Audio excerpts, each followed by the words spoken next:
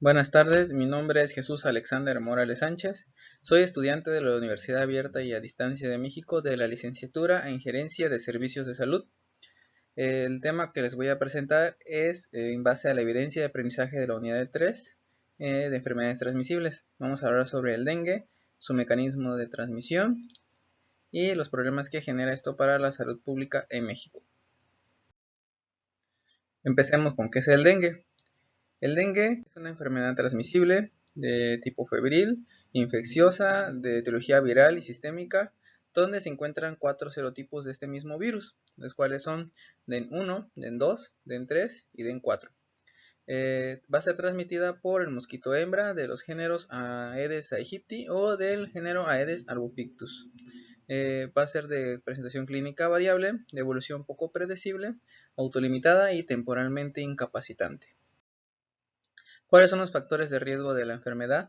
Principalmente habitar o visitar una zona endémica donde se encuentre este vector, o adicional a esto puede ser problemas de suministro de agua potable, debido a que las personas al almacenar agua que utilizan, como lo almacenan en recipientes, el mosquito o el vector se reproduce en estos contenedores, usándolo como reservorio. Según la OMS, se va a clasificar de acuerdo a 5 categorías. En su clasificación se van a dividir en dos grandes grupos, dengue grave y dengue no grave. En el caso del dengue no grave se van a encontrar dengue sin signos de alarma, como un grupo A, en el cual el paciente solamente puede presentar cuadros febriles, y en el tipo grupo B se puede presentar ya con signos de alarma, que son problemas ya como vómitos, náuseas, problemas para consumir alimentos, y en el caso del dengue grave, que ya son un gran grupo de manifestaciones, puede presentarse en 3 diferentes partes, como son manifestaciones de fuga plasmática, hemorragias graves, afección orgánica grave. En el caso de la hemorragia grave ya son problemas ya más complejos, en el cual el paciente puede presentar problemas ya con hemorragias y disminución de plaquetas. Debido a esto también puede presentarse leucopenia, es decir, baja en lo que son los leucocitos.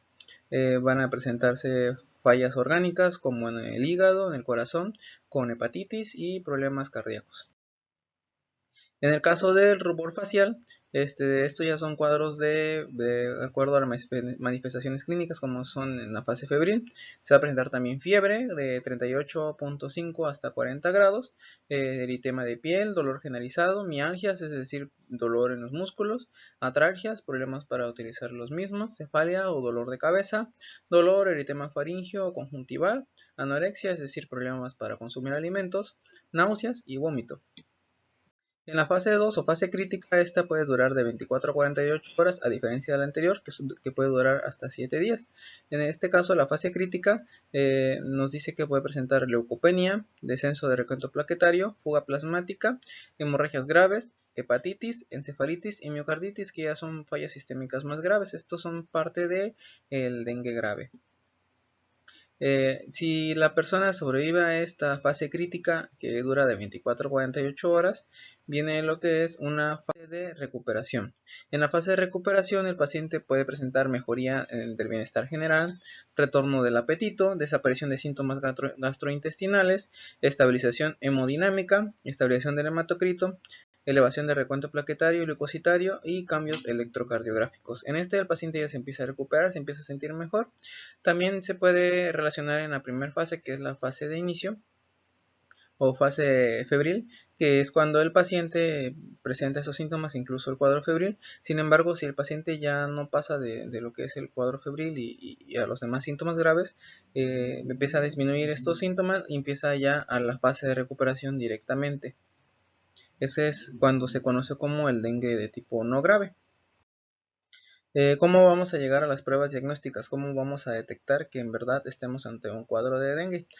Mediante la historia clínica, se le va a preguntar al paciente cuáles son los síntomas, dónde vive, para determinar factores de riesgo. Biometría hemática, se les realiza al paciente una biometría hemática para verificar el recuento plaquetario y también para verificar el recuento leucocitario. En la siguiente prueba, que es detección de antígeno NS1, nos sirve ya específicamente para detectar el virus dentro del cuerpo humano, y con eso llegamos a un diagnóstico mucho más rápido. En el caso también de determinación de anticuerpos IgM, podemos detectar que se encuentran ya alterados lo que son los anticuerpos específicamente ante este virus. En caso de que no encontremos aún así, digamos, la detección de este virus, podemos apoyarnos también de los anticuerpos IgG. Vamos a hablar de la cadena epidemiológica del dengue. ¿Cuál es la cadena que esté ocasionando esta enfermedad? ¿Cómo se inicia? ¿Cómo continúa? Nos dice que va a empezar con el agente causal, en este caso el virus del dengue.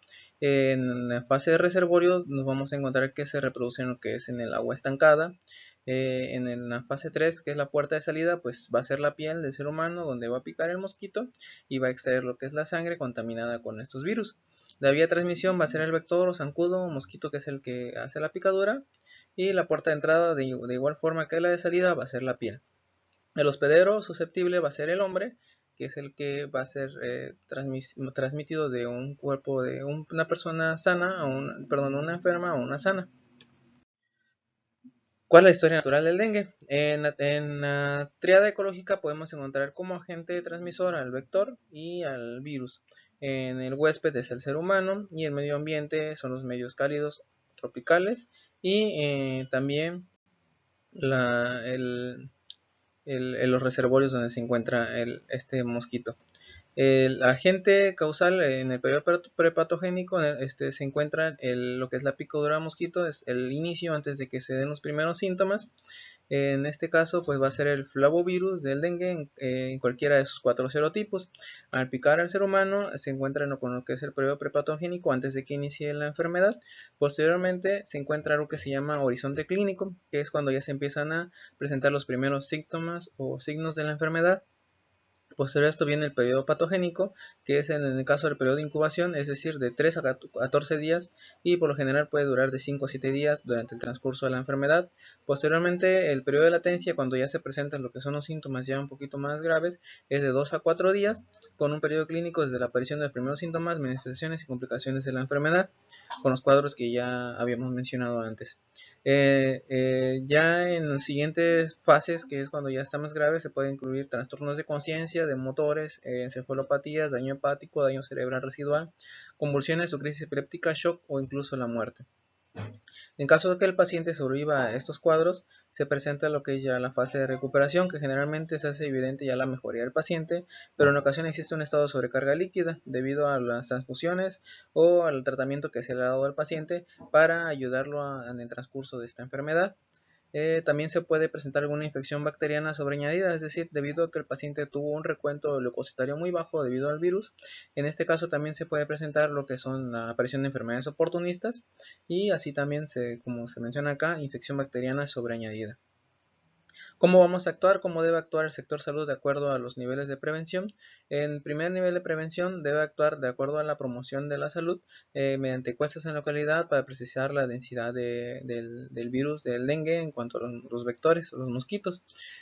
También podemos hacer pláticas de prevención, de decirle al paciente mediante campañas de descacharrización, la eliminación de los reservorios de agua, también la aplicación de abates. Esto ya entra en protección específica, lo que son la dotación de abates y la fumigación de los lugares donde se puede encontrar una mayor densidad de este mosquito.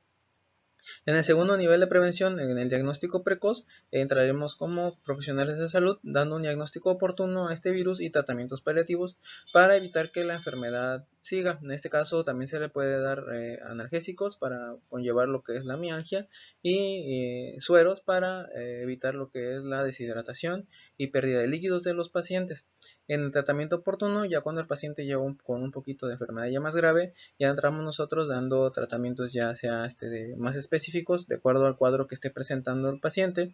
Mediante también la limitación del daño, en el caso de que cuando ya se haga crónico esto, nosotros entramos dándole al paciente un tratamiento mucho mejor para evitar que haya un daño ya más fuerte en lo que son los síntomas, con tratamientos específicos como son las transfusiones sanguíneas o la transfusión de plaquetas para evitar que el paciente tenga hemorragias y así sufra de problemas ya más graves.